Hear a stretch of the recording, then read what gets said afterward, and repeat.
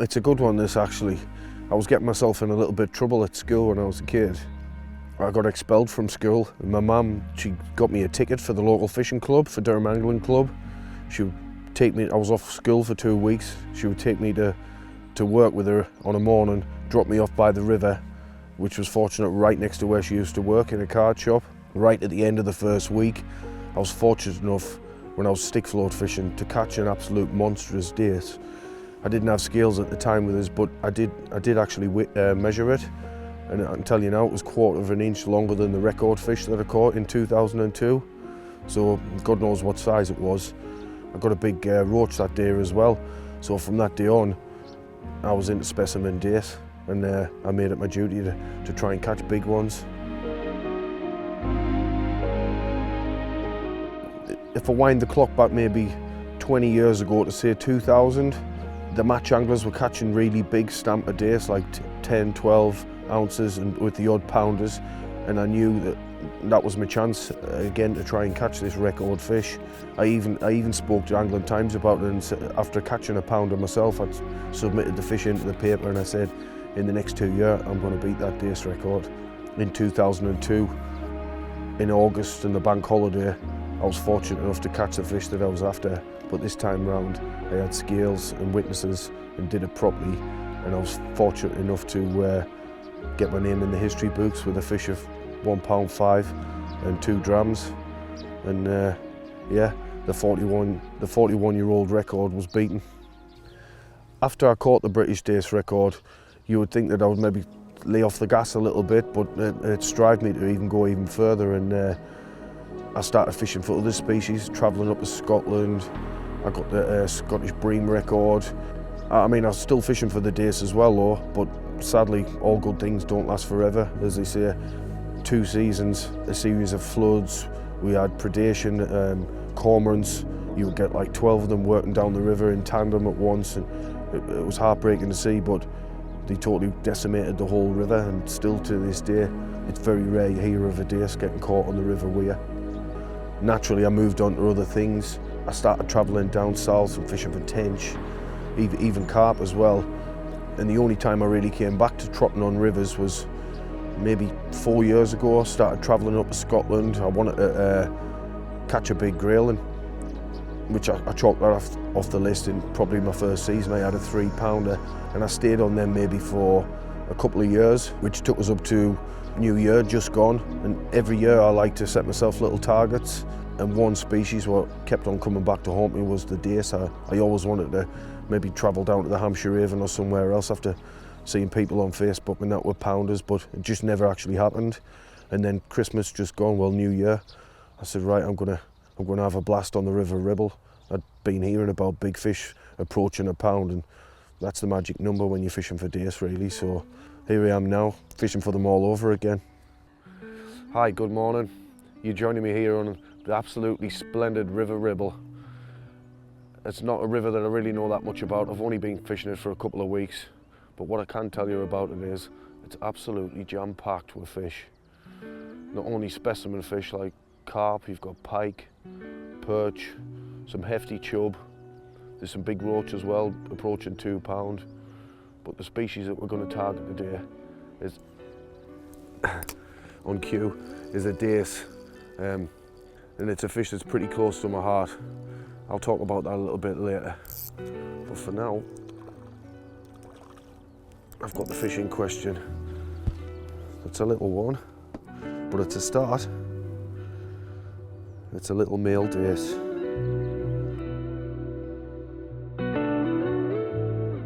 What could you not like about the River Ribble? You're right in the middle of the countryside. It's beautiful. It's a beautiful area. It's a nice town.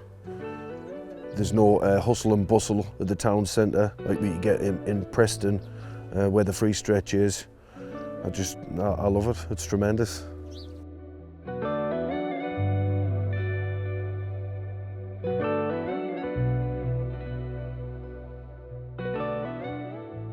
I would say the differences between trotting back then to how I approach them now. Obviously, you've got much better carbon now. The Drennan rods, especially the Acolyte, you can stand and hold it all day. You don't get arm pump like I used to back in the olden days when I used to use my old Normark rods. And also I would use bulk shot back then, but you've got Olivettes now, which makes your rig a lot more simple and much less tangles. I don't know, it just works like. It's interesting, I've just balled in right under the rod tip and a roach have come straight on. And there's a beautiful head fish in the net with it at the same time. Look at the girth of that belly, bursting with spawn. And a couple more that size would be lovely. It's worth mentioning, when you cast out, you don't really want to land the float directly on top of the fish that are feeding. So I do this by, I compress the rod, keep my finger on the spool obviously, and overcast by about 1 metre. And then I just dab my finger on the spool, and that lets my rig land in a nice straight line. And then I basically, I'll show you now, wind back slightly. My line's nice and true and straight. Hold the float back a little bit. I'm just trying to get the float to come back to where I'm feeding the maggots. And then I let it go through, keeping the line straight all the time. I don't want to bow in the line because the bites are you literally got half a second. These fish feed so aggressively, if you don't hit them straight away, it's over, you've missed it.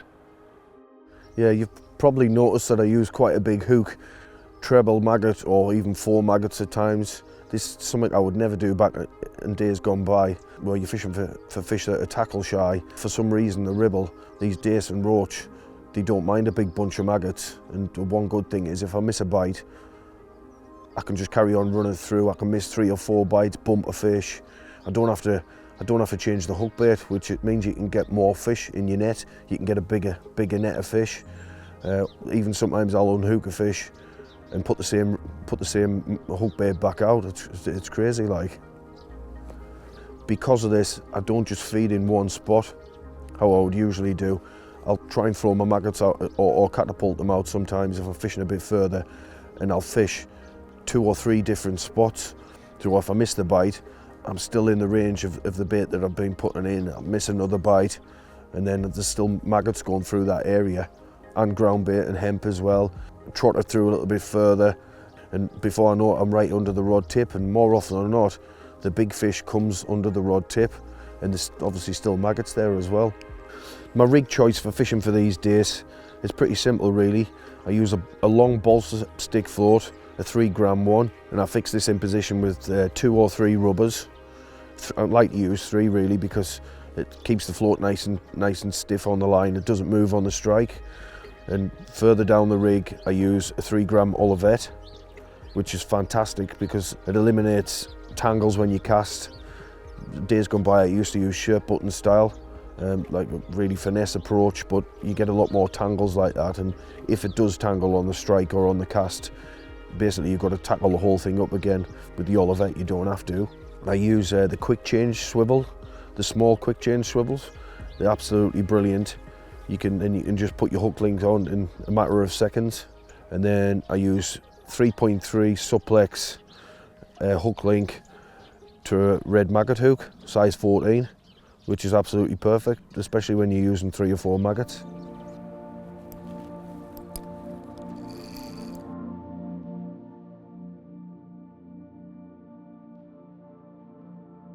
Yeah, the fish definitely moved a little bit further down the run now, so I'm going to ball in just a little bit closer in and try and get the fish to come further up so I can catch them under the rod tip.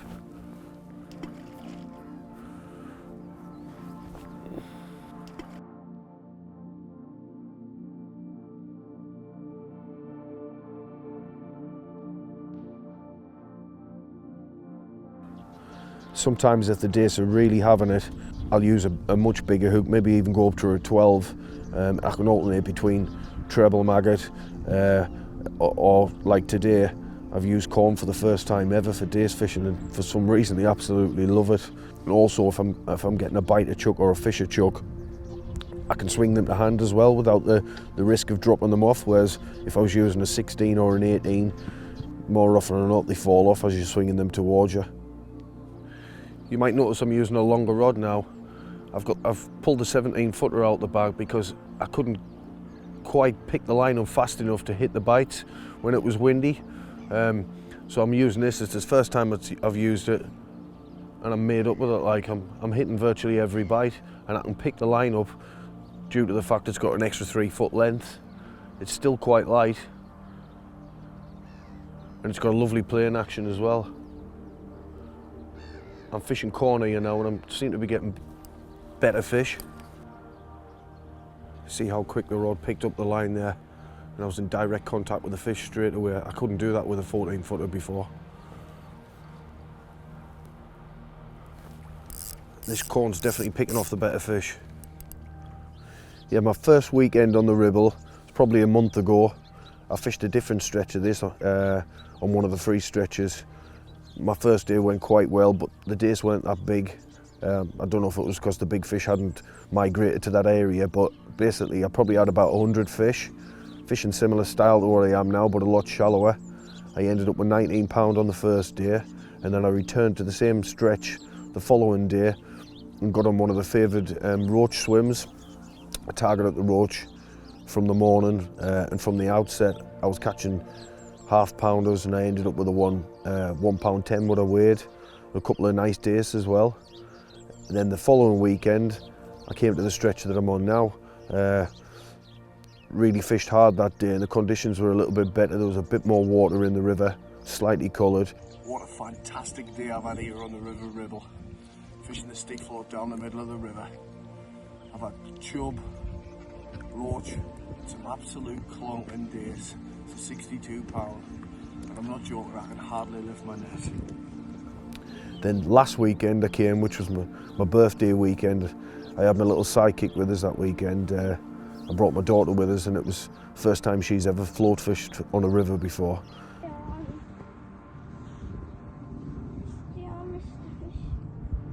And I got off to a flyer as well. She had a fish about 10 ounce, just as the sun was coming up, which that was absolutely brilliant. What's that you caught out there? A dace. It's a bloody good one as well. Well done, sweetheart. And I had an absolute monster later on in the day. A pound of fish, just a fraction over a pound.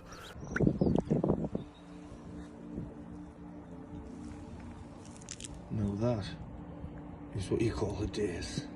That's my biggest dace in the last 20 years, so magic. What have you caught, darling?